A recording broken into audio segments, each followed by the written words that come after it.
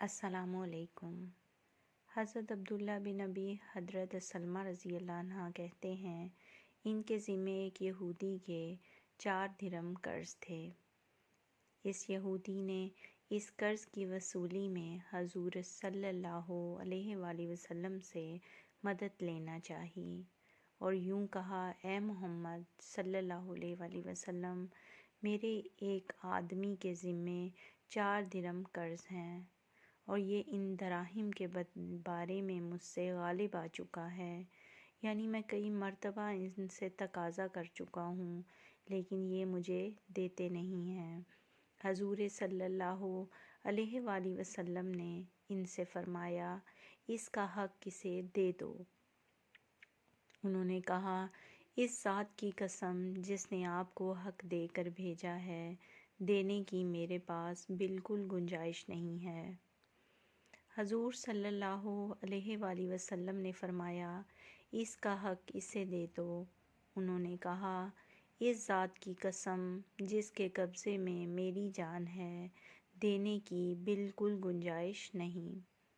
اور میں نے اسے بتایا تھا کہ آپ ہمیں خیبر بھیجیں گے اور امید ہے کہ آپ ہمیں کچھ مال غنیمت دیں گے، اس لیے وہاں سے واپسی پر اس کا قرض ادا کر دوں گا۔ حضور صلی اللہ علیہ وآلہ وسلم نے فرمایا، اس کا حق ادا کرو۔ آپ صلی اللہ علیہ وآلہ وسلم کی عادت شریفہ یہ تھی کہ آپ کسی بات کو 3 مرتبہ سے زیادہ نہیں فرماتے تھے۔ 3 دفعہ فرما دینا پورے اہتمام اور تاکید کی نشانی تھی۔ چنانچہ حضرت ابن ابی حضرت رضی اللہ عنہ تعالیٰ اس یہودی کو ساتھ لے کر بازار کی طرف چلے۔ اس وقت ان کے سر پر ایک مختصر سا عمامہ تھا اور ایک چادر کے تہبند باندھے ہوئے تھے۔ جب بازار پہنچے تو انہوں نے عمامہ اپنے سر سے اتارا اور اس کو تہبند کی جگہ باندھا اور تہبند والی چادر کو علیحدہ کر کے اس یہودی سے کہا کہ تم یہ چادر مجھ سے خرید لو۔ اس نے یہ چادر ان سے 4 درہم میں خرید لی۔ انہوں نے یہی درہم اس کو دیکھ کر قرض سے چھٹکارا حاصل کر لیا۔ اتنے میں ایک بوڑھی خاتون وہاں سے گزری۔ انہوں نے حضرت عبداللہ رضی اللہ تعالیٰ عنہ کو اس حالت میں دیکھ کر کہا، اے رسول اللہ صلی اللہ علیہ وآلہ وسلم کے صحابی، آپ کی یہ کیا حالت ہے؟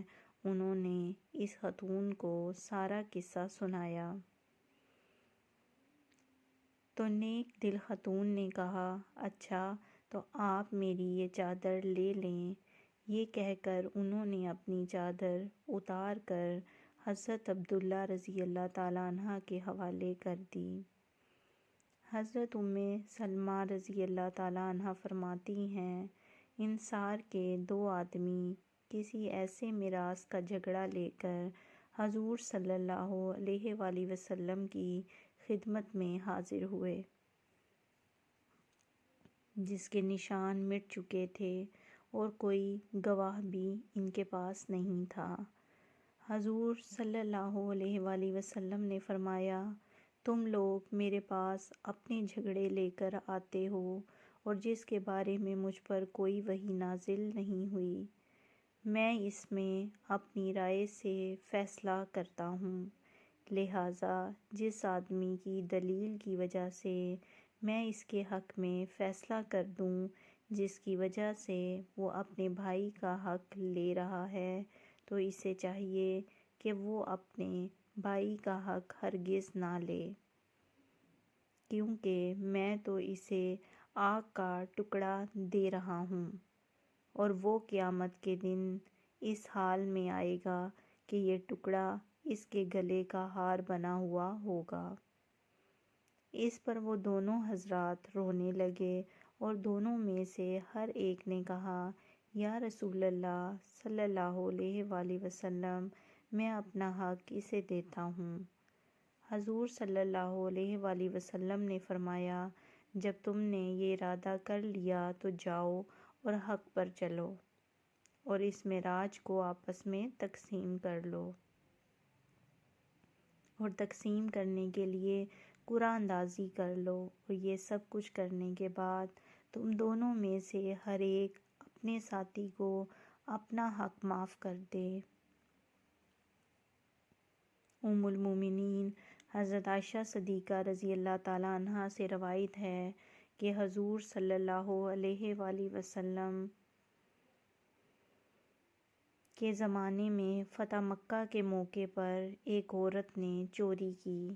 اس عورت کی قوم والے گھبرا کر محبوب رسول حضرت سے اسامہ بن زید رضی اللہ تعالیٰ عنہ کے پاس گئے تاکہ وہ حضور صلی اللہ علیہ وآلہ وسلم سے اس عورت کی سفارش کر دیں اور یوں ان کی عورت چوری کی سزا سے بچ جائے۔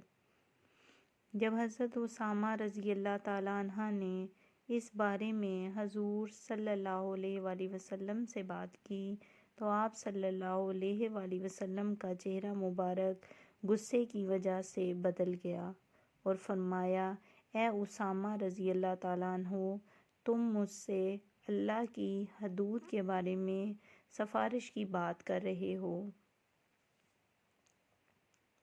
حضرت اسامہ رضی اللہ تعالیٰ عنہ سمجھ گئے کہ سفارش کر کے انہوں نے غلطی کی ہے، اس لیے فوراً حضرت اسامہ رضی اللہ تعالیٰ عنہ نے کہا، یا رسول اللہ، آپ میرے لیے استغفار فرمائیں۔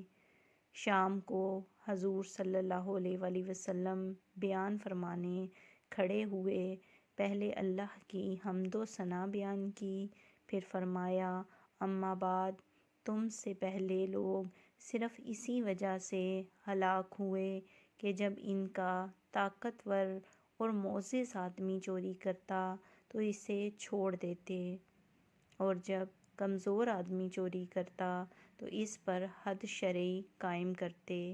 اس ذات کی قسم جس کے قبضے میں محمد صلی اللہ علیہ وآلہ وسلم کی جان ہے، اگر محمد صلی اللہ علیہ وآلہ وسلم کی بیٹی فاطمہ رضی اللہ تعالیٰ عنہا بھی چوری کرے گی تو میں اس کا ہاتھ ضرور کاٹوں گا۔ پھر حضور صلی اللہ علیہ وآلہ وسلم نے حکم دیا جس پر اس عورت کا ہاتھ کاٹا گیا، اور پھر اس نے بہت اچھی توبہ کی۔ حضرت عائشہ رضی اللہ تعالیٰ عنہ کہتی ہیں کہ اس کے بعد وہ عورت میرے پاس آیا کرتی تھی اور میں اس کی ضروریات کی بات حضور صلی اللہ علیہ وآلہ وسلم کے سامنے پیش کیا کرتی تھی۔ حضرت انس رضی اللہ تعالیٰ عنہ روایت کرتے ہیں کہ ربیہ بنت نصر نے ایک لڑکی کا دانت توڑ دیا۔ ان لوگوں نے قصاص کا مطالبہ کیا۔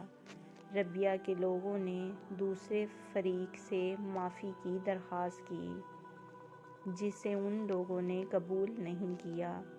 اب دونوں فریق بارگاہ نبوی میں حاضر ہوئے۔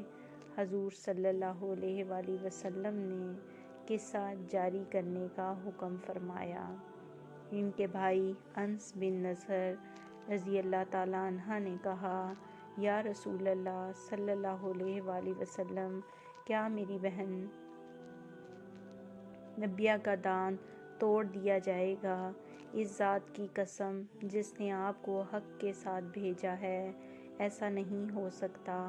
آپ صلی اللہ علیہ وآلہ وسلم نے فرمایا، قصاص اللہ تعالیٰ کی کتاب کا فیصلہ ہے۔ راوی نے کہا، پھر دوسرے فریق راضی ہو گئے اور انہوں نے معاف کر دیا۔ آپ صلی اللہ علیہ وآلہ وسلم نے فرمایا، اللہ کے بعض ایسے بندے بھی ہیں کہ اگر وہ اللہ پر قسم کھا لیں تو اللہ تعالیٰ ان کو پورا فرما دیتا ہے۔ اگر آپ کو میری یہ ویڈیو پسند آئی ہو تو میرے چینل کو سبسکرائب کر دیجیے گا، اور اگلی ویڈیو تک کے لیے اللہ حافظ۔